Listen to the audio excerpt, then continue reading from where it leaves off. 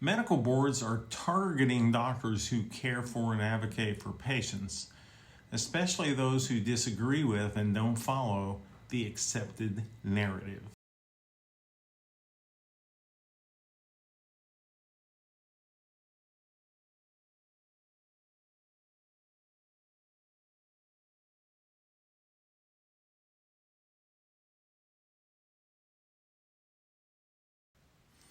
Hi, if you're new to my channel, I'm Dr. Brian, a retired physician and founder of Health Without Risk, where we empower patients and physicians to reclaim autonomy in healthcare.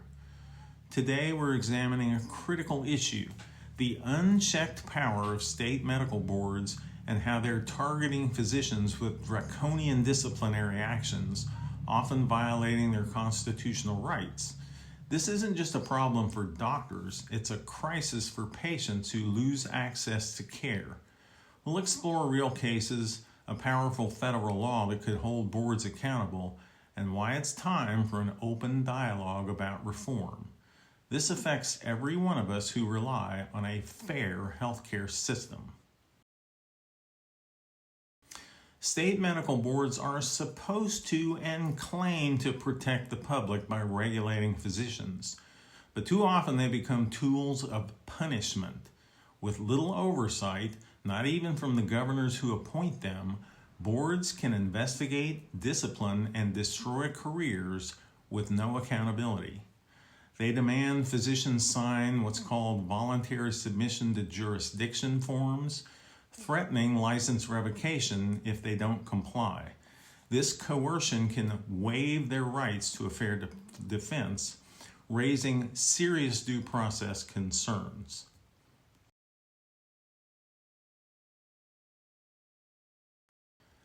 Let's review Dr. Mark Ibsen's case in Montana.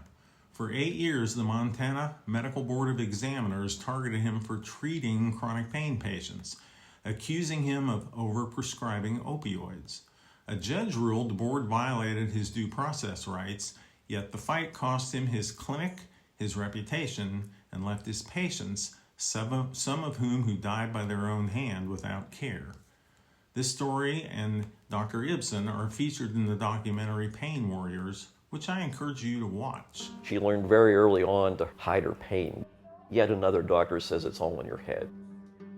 And we both just decided we're done with the medical system. Stuff goes through me so fast I don't absorb it. I said, you think I like how many meds I have to take? Examiner clears Ibsen of overprescribing. That was a day of triumph. We won, we beat him. The truth came out. The board started having hearings where they disqualified my evidence, they disqualified my expert witness. They made it clear that they were committed to suspending my license. By December, we were closed. Dr. Ibsen isn't alone. In Oklahoma, Dr. Stephen Anagnos, a spine surgeon in Tulsa, faced a years-long investigation by the Oklahoma Medical Board, driven by complaints from competing surgeons and a board attorney who was simultaneously suing him for malpractice. The board's investigators solicited complaints without evidence, and confidential patient information was leaked, violating HIPAA privacy rights. Anagnos fought back, suing individual board members and competing surgeons and state attorneys for civil rights violations, eventually settling and keeping his license. In Texas, Dr. Mary Talley Bowden is still battling her state board with legal fees nearing $300,000 for her advocacy against COVID-19 vaccine mandates and for alternative treatments. These cases show a pattern: boards targeting physicians who challenge the status quo, often with conflicts of interest and unfair processes. There is a federal law in the books that could change this. 18 U.S. Code Section 242. It makes it a crime for any official acting under color of law to willfully violate constitutional rights, like due process or privacy, like medical boards do all the time.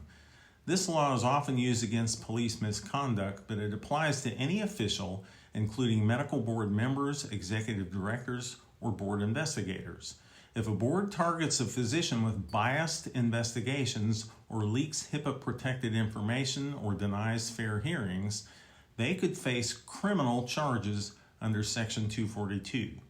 In Dr. Ibsen's case, the Montana Board's rejection of its own examiner's findings and denial of cross-examination were ruled due process violations.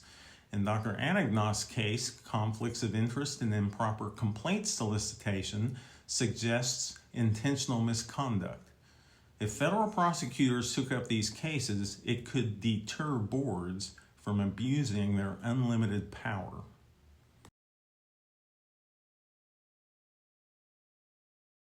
This is not just about a few doctors.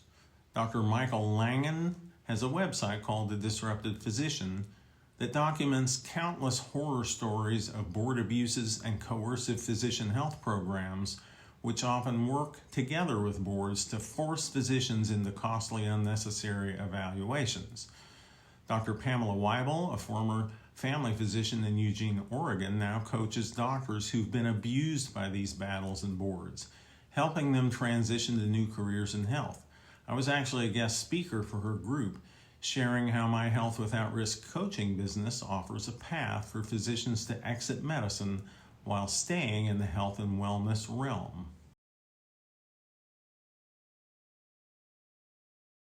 Milton Friedman, the economist, wrote and warned about this in the 1960s, saying medical boards are ripe for corruption, restricting competition and punishing innovation. In 1978 at the Mayo Clinic, he argued that physicians who complete training should be able to practice anywhere without a restrictive licensure process. His predictions have come true, and it's time to listen to him. The stakes? Well, they're high. When boards target physicians, patients suffer. Dr. Ibsen reported that 6 of his patients died after losing access to care. 3 by their own hand, 3 from stress-related causes. These 6 outcomes highlight that undertreating chronic pain is also a crisis. I've spoken with a lawmaker in Oklahoma who in 2015 told me the Oklahoma Medical Board needs to be reshaped or disbanded. 10 years later, little has changed. Most medical boards wield unlimited power with no oversight. Reform isn't just about protecting doctors, it's about saving lives. Patients need compassionate physicians like Dr. Ibsen, Anagnost, and Bowden who fight for their care against a very hostile system. It's time for an open dialogue, and several of these physicians and me are trying to do that. Physicians, patients, and advocates must come together to demand accountability. 18 U.S. Code Section 242 could change the game, holding board members criminally liable for rights violations. But we need more. Legislative reforms like Oklahoma's proposed House Bill 14-2012 of 2015 failed. Public advocacy platforms like mine to support physicians and patients. Here's what you can do. Share your story if you've lost your physician in the comments or on social media. Use a hashtag that points out board abuse of physicians. Watch Pain Warriors to understand the patient chronic pain crisis. Support physicians like Dr. Weibel and platforms like Disrupted Physician and these 3 doctors. Contact your lawmakers to demand oversight for medical boards. They're doing whatever they want. Together we can stop the abuse and build a healthcare system that values doctors and patients. Right now, doctors and patients are being harmed by a system that claims to protect the public. At Health Without Risk, we're committed to a future where physicians can practice without fear and patients can get the care they deserve. Let's reform medical boards and protect our healthcare system. Like and share this video, and don't forget to subscribe to Health Without Risk, where we explore topics you won't hear from mainstream medicine or mainstream media. Have a great day, and I'll be back soon. Bye.